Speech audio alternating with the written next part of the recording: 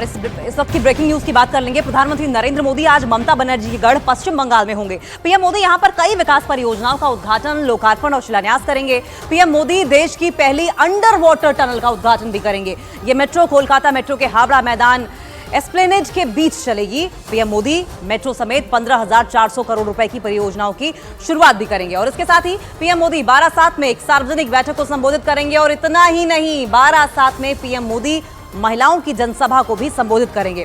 सूत्रों के अनुसार पीएम मोदी की आज की बारासात की रैली में संदेश खाली की महिलाएं भी शामिल हो सकती हैं।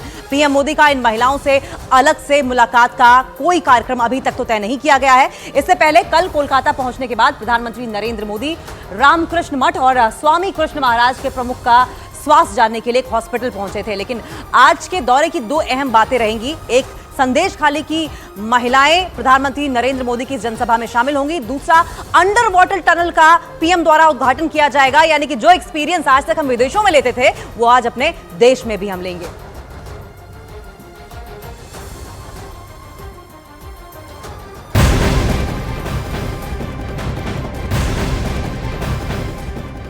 और बंगाल दौरे के दौरान प्रधानमंत्री नरेंद्र मोदी आगरा मेट्रो रेल परियोजना का वर्चुअली लोकार्पण करेंगे। और इस मौके पर सीएम योगी ताजमहल मेट्रो स्टेशन से आगरा मेट्रो को हरी झंडी दिखाएंगे। सीएम योगी ताजमहल से ताज ईस्ट गेट मेट्रो स्टेशन तक का सफर तय करके ताजमहल का दीदार करेंगे। और Agra metro rail project CM Yogi की महत्वाकांक्षी परियोजनाओं में शुमार बताया जा रहा है। तो बंगाल दौरे के दौरान प्रधानमंत्री नरेंद्र मोदी आगरा मेट्रो रेल परियोजना का वर्चुअली लोकार्पण करेंगे। और इस मौके पर सीएम योगी ताजमहल मेट्रो स्टेशन से आगरा मेट्रो को हरी झंडी दिखाएंगे, जिससे कि आगरा पहुंचने वाले जो तमाम इंटरनेशनल टूरिस्ट हैं या लोकल टूरिस्ट हैं, उन्हें सुविधा होगी। ताजमहल से ताज ईस्ट गेट मेट्रो स्टेशन तक का सफर तय करके ताजमहल का दीदार भी करेंगे।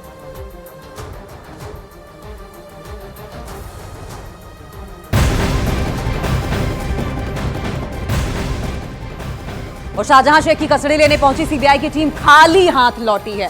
सीआईडी ने सुप्रीम कोर्ट में अपील का हवाला देकर शाहजहां शेख को सीबीआई के हवाले करने से इनकार कर दिया है। तो ये बड़ी अपडेट इस वक्त की हम आपको बता रहे हैं, जहां शाहजहां शेख की कस्टडी लेने के लिए सीबीआई की टीम पहुंची थी, लेकिन सीआईडी जो कि दूसरी जांच एजेंसी है, उसने इस पूरे मामले को सुप्रीम कोर्ट में होने का हवाला देकर शाहजहां शेख को सीबीआई को सौंपने से इनकार कर दिया है। आपको बताएं, कलकत्ता हाईकोर्ट की ओर से सीबीआई को यह कहा गया है कि आप शाहजहां शेख को गिरफ्तार कर लें, लेकिन अब बीच में रोड़ा सीआईडी की ओर से अटकाया जा रहा है और हवाला दिया गया कि मामला सुप्रीम कोर्ट में, हम आपको सौंप ही नहीं सकते हैं। अब इस पूरे मामले में सीबीआई की एंट्री हो गई है। सीबीआई कल घंटों घंटों इंतजार करती रही, लेकिन उसके बावजूद शाहजहां शेख को अपने साथ ले जाने में नाकामयाब रही है। अब दरअसल ये मामला दो जांच एजेंसियों के बीच का होता दिखाई दे रहा है, सीबीआई वर्सेस सीआईडी का। 13 करोड़ की संपत्ति कुर्की की जानकारी जो है वो सामने आ रही है शाहजहां शेख की। सीआईडी का शाहजहां शेख को, आपको बताएं कि सीबीआई को देने से इनकार हो गया है। तो पश्चिम बंगाल बीजेपी अध्यक्ष सुकांत मजूमदार ने ममता सरकार पर शाहजहां शेख को बचाने का बड़ा आरोप लगाया है। लेकिन देखिए संदेश खाली की टाइमलाइन क्या क्या रही है। सबसे पहले तो समझिए कि 8 फरवरी को क्या हुआ। 5 जनवरी से शुरू करेंगे। नॉर्थ 24 परगना में शाहजहां शेख के ठिकानों पर ईडी ने पहले छापा मारा और उसके बाद शाहजहां शेख के समर्थकों ने ईडी की टीम पर अटैक कर दिया था। कई पुलिस वाले घायल भी हुए थे इसमें। फिर 8 फरवरी को संदेश खाली की महिलाओं ने शाहजहां शेख पर यौन उत्पीड़न का भी आरोप लगाया। शाहजहां शेख पर संदेश खाली में जबरन जमीन हड़पने को लेकर प्रदर्शन भी किया गया। संदेश खाली के कई इलाकों में धारा 144 लागू कर दी गई। 10 फरवरी को माहौल न बिगड़े इसलिए धारा 144 लागू की गई। वहीं 12 फरवरी की अगर बात करें तो बंगाल के गवर्नर ने संदेश खाली में पीड़ितों से मुलाकात भी की। 13 फरवरी को अगले दिन कलकत्ता हाईकोर्ट ने मामले में सुओ मोटो कॉग्निजेंस यानी स्वतः संज्ञान लिया। 13 फरवरी को हाईकोर्ट ने एक हफ्ते में रिपोर्ट दाखिल करने के निर्देश दिए। 14 फरवरी को संदेश खाली जाने के दौरान बीजेपी नेताओं की पुलिस से झड़प हो गई। वहीं 15 फरवरी को सीएम ममता बनर्जी ने संदेश खाली पर विधानसभा में एक बयान दिया। 17 फरवरी को बंगाल पुलिस ने टीएमसी नेता शिबू हाजरा को गिरफ्तार किया। सुप्रीम कोर्ट ने संदेश खाली मामले में दायर याचिका खारिज कर दी। 19 फरवरी को यह घटनाक्रम हुआ। वहीं 20 फरवरी की बात करें तो कलकत्ता हाईकोर्ट ने बंगाल सरकार को फटकार लगाई और हाईकोर्ट ने शाहजहां शेख को पेश करने के आदेश भी दिए हैं। और 21 फरवरी को बंगाल के डीजीपी ने संदेश खाली का दौरा किया। तो आपको बताएं, हाईकोर्ट ने कहा है कि सीबीआई ईडी गिरफ्तार कर सकती है। आरोपी शाहजहां शेख फिलहाल गिरफ्तारी की बात उठ रही है, लेकिन सीआईडी जो है वो सीबीआई को हैंडओवर करने को शाहजहां शेख को मना कर रही है।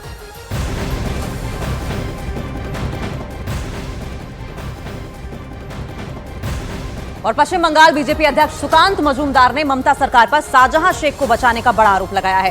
साथ ही अभिषेक बनर्जी के शाहजहां शेख के साथ आर्थिक तार जुड़े रहने की बात कही है। तो ये बड़ी अपडेट, सुकांत मजूमदार ने ममता सरकार पर शाहजहां शेख को बचाने का बड़ा आरोप लगाया है। साथ ही अभिषेक बनर्जी के शाहजहां शेख के साथ आर्थिक तार जुड़े रहने की बात भी कही है। अभिषेक बनर्जी ममता बनर्जी के भतीजे हैं और ऐसे में जिस तरीके से शाहजहां शेख पहले तो फरार चल रहा था और उसके बाद फिर ईडी को गिरफ्तारी करने से रोका गया और अब सीआईडी मना कर रही है, और यही वजह है कि बीजेपी लगातार इस बात के आरोप लगा रही है क्योंकि तार जुड़े हुए हैं शाहजहां शेख के, और इसीलिए ममता सरकार जो है वो शाहजहां शेख को बचाने की कोशिश कर रही है। वहीं टीएमसी नेता और ममता सरकार में मंत्री उदयन गुहा ने बीजेपी पर केंद्रीय जांच एजेंसियों के दुरुपयोग का आरोप लगाया है। इसका काम है तो स्टेट का देखने का है, वो लोग क्यों अभी रूट मार्च कर रहे हैं? इलेक्शन डिक्लेयर होगा तब वो लोग रूट मार्च करेगा, यही तो तरीका है। बाकी हम लोग जानते नहीं है कि क्यों इस बार इतने पहले वो ये पैरामिलिट्री फोर्स आ गया। आपको क्या लग रहा है किसको ये किया? वो तो क्या लग रहा है, क्यों लग रहा है वो तो पता नहीं है, वो क्यों कर रहा है। अभी कौन किसका दिमाग में क्या है वो भी हम लोग को पता नहीं है। वो तो ठीक है, सीबीआई तो बहुत सारी इंक्वायरी कर रहा है। अभी तक तो एक तो पनिशमेंट हुआ नहीं, चार्ज फ्रेम किया नहीं अभी तक, देखिए क्या होता है। और हमारी सहयोगी आशिका का हम सीधा रुख कर लेंगे, संदेश खाली से हमारे साथ मौजूद है।